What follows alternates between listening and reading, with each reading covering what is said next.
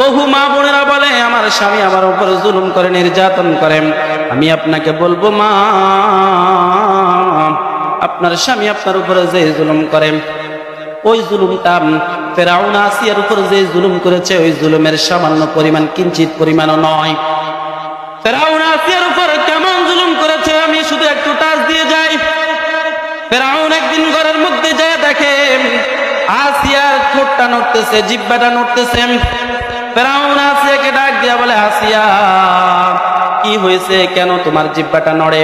এটা তো বুঝলাম না, আমি তো এরকম আর কখনোই দেখলাম না। আসিয়া ডাক দিয়া বলে, ও ফেরাউন, আমি আমার রবের জিকির করি। ফেরাউনের মেজাজ খারাপ হয়ে গেছে। ফেরাউন বলে, মার রব্বুকা, তোমার রব আবার কে সেটা তো বুঝলাম না। আসিয়া ডাক দিয়া বলে, রব্বি ওয়া রব্বুকাল্লাহ, আমার রব হলেন আল্লাহ, আমার এবং তোমার রব হলেন আল্লাহ, যিনি জমিন বানাইছেন, যিনি আসমান বানাইছেন, যিনি তারকা বানাইছেন, যিনি পৃথিবীর সব কিছুকে বানাইছেন, এমনকি আমাকে তোমাকে যিনি সৃষ্টি করেছেন, তিনি আমার রব। ফেরাউনের মেজাজ খারাপ হয়ে গেছে। ফেরাউন পুরা দেশের মধ্যে ঘোষণা করে দিছে, আমাকে রব বলে স্বীকার করবে। যদি কেউ আমাকে রব বলে স্বীকার না করে, আমাকে মালিক বলে স্বীকার না করে, তাহলে তাকে আমি শুলিতে ছড়াইয়া দিব। এখন ফেরাউন ঘরের মধ্যে এসে দেখে তার স্ত্রীও তাকে রব বলে স্বীকার করে না। ফেরাউনের মেজাজ খারাপ হয়ে গেছে। ফেরাউন আসিয়াকে ডাক দিয়া বলে, আসিয়া, তুমি কানে কানে আমাকে বলো, আপনাকে আমি রব বলে স্বীকার করি। আসিয়া ডাক দিয়া বলে, ফেরাউন, আমি এতদিন পর্যন্ত আমার অন্তরের মধ্যে লুকিয়ে রেখেছি ওই রবকে, তোমাকে নয়। আমি কানে কানে ওই কথাটা বলতে পারবো না, তোমাকে রব বলে স্বীকার করতে পারবো না। ফেরাউন এবার আসিয়াকে তৃতীয়বার বলে, ও আসিয়া, ঠিক আছে, তুমি যে রবের ইবাদত করো, করো, সমস্যা নাই, কিন্তু তুমি সমাজের মানুষকে বলবা না, এলাকার মানুষ যাতে এটা কোনোভাবে না জানে। আসিয়া ডাক দিয়া বলে, না, এটা হতে পারে না, আমি যে রবের ইবাদত করি, আমি প্রকাশ্যে মানুষের সামনে ইবাদত করব, আমি সবাইকে ওই রবের দিকে ডাকবো। ফেরাউন এবারে যে বন্ধু হামানের কাছে যায় বলে, হামান, তুমি কি শুনছো? বলে, কি হয়েছে? আমার ঘরের যে স্ত্রী, আমার প্রিয় স্ত্রী, ভালোবাসার স্ত্রী আসিও তো দেখি আমাকে রব বলে স্বীকার করে না। হামান বলে, হায় হায় ফেরাউন, তুমি এই কথাটা সমাজের মানুষকে বলিও না, সাবধান, যদি এই কথাটা সমাজের মানুষ জানে তাহলে তো তোমাকে আর রব বলে স্বীকার করবে না। বলে, করণীয়টা কি সেটা বলো। বলে, প্রথম নাম্বার করণীয় হলো আসিয়াকে আগামীকালকে ওই রোদ্রের মধ্যে, বালুর মধ্যে উলঙ্গ করিয়া তার মুখটাকে সূর্যের দিকে দিয়া ওই গরম তাপের মধ্যে, গরম বালুর মধ্যে তাকে শোয়াইয়া রাখবা, আর পাশে দিয়ে জিজ্ঞেস করবা সে কি তোমাকে রব বলে স্বীকার করেনি। বলে, ঠিক আছে।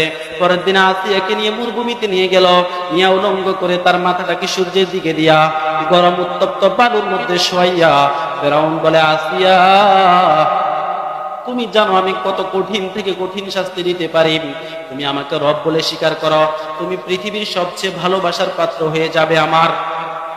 আসিয়া বলে, ফেরাউন, আমি যে রবের ইবাদত করি, আমি যে রবকে স্বীকার করি, ওই রবকে আমি কখনোই ছাড়তে পারবো না, তোমার যা ইচ্ছা তাই করতে পারো।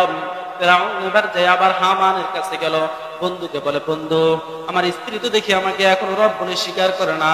ফেরাউনকে দ্বিতীয় স্টেপ বাতাইয়া দিল, যাও তার হাত পায়ের মধ্যে ফেরাক করে দাও, ফেরাক করে তাকে এবারে শাস্তি দিয়ে বলো, আমাকে রব বলে স্বীকার করবি নাকি করবি না। এই জন্য আল্লাহ কোরআনে বলে, ওয়া ফিরআউনা যিল আওতাদ, ফেরাক বলা ফেরাউনের কথা বলছে আল্লাহ। ফেরাউন যখন দ্বিতীয় দিন গেল, আসিয়ার হাত পায়ের মধ্যে ফেরাক করে দিয়ে আসিয়াকে বলে, তুই আমাকে রব বলে স্বীকার কর, তাহলে তোর উপর সব আযাব শেষ হয়ে যাবে। আসিয়া ডাক দিয়ে বলে, ফেরাউন, তুমি আমাকে দুনিয়া থেকে বিদায় করে দিতে পারো, কিন্তু আমি তোমাকে রব বলে স্বীকার করতে পারি না।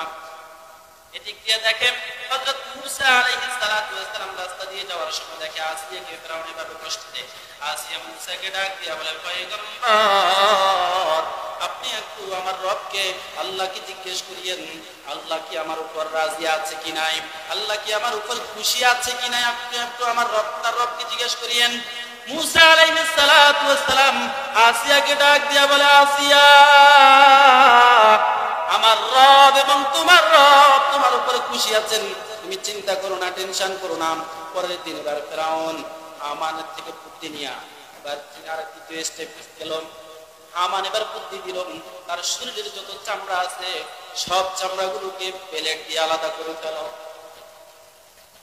তৃতীয় দিন আসি ফিরআউন, এবার তার স্ত্রীর শরীর থেকে তার চামড়াগুলোকে প্লেট দিয়ে আলাদা করে ফেলতেছে। আর ডাক দিয়া বলতেছে, ও প্রাণের স্ত্রী, ভালোবাসার স্ত্রী, তোমাকে আমি কত ভালোবাসতাম, কিন্তু তুমি রব বলে স্বীকার না করার কারণে তোমাকে আমি আর ভালোবাসাটা দিতে পারতেছি না। তুমি আমাকে রব বলে স্বীকার করো। না, এটাতেও হলো না। চতুর্থ দিন হামান বলেন, না, তার উপরে বড় একটা পাথর দিয়ে তাকে দুনিয়া থেকে বিদায় করে দাও। চতুর্থ দিন ফিরআউন গিয়া ওই আসিয়ার উপর পাথর দিবেন, এমন সময় দেখে আসিয়া জবান নেড়ে নেড়ে কি যেন বলতেছেন। ফিরআউন কানটা লাগাইয়া শুনতেছেন। আসিয়া ডাক দিয়া বলে, রব্বি বিনিলি ইনদাকা বাইতান ফিল জান্নাহ ওয়ানাজ্জিনি মিন ফিরআউনা ওয়া আমালিহি ওয়ানাজ্জিনি মিনাল কওমিজ যালিমিন। আসিয়া রব্বি ডাক দিয়া বলে, আল্লাহ, আমার কোনো দুঃখ নাই, আমার কোনো আফসোস নাই, আমার শরীর থেকে চামড়াগুলোকে আলাদা করে ফেলেছেন, আমার হাত পায়ের মধ্যে কারাত মেরে দিয়েছে। আল্লাহ, আমার কোনো আফসোস নাই, আমার কোনো কিছু চাওয়া নাই, তবে তোমার কাছে একটাই চাওয়া, রব্বি বিনিলি ইনদাকা বাইতান ফিল জান্নাহ, ও আমার রব, তুমি জান্নাতের মধ্যে আমার জন্য একটা ঘর বানাও। আল্লাহ বলে, আসিয়া কোথায় বানাবো?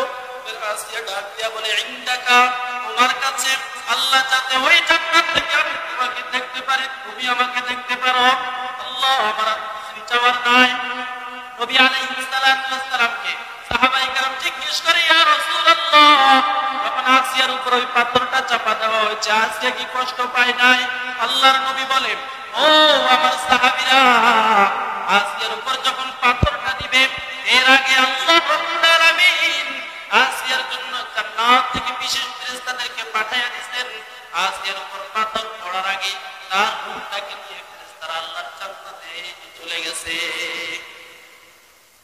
ও মা, ও বোনেরা, আপনি যদি বলেন আপনাদের উপর জুলুম করেন, আমি বলবো ফিরআউন যে পরিমাণ জুলুম করেছে এই পরিমাণ কেউ জুলুম করে না। এই জন্য আমার প্রিয় মা বোনেরা,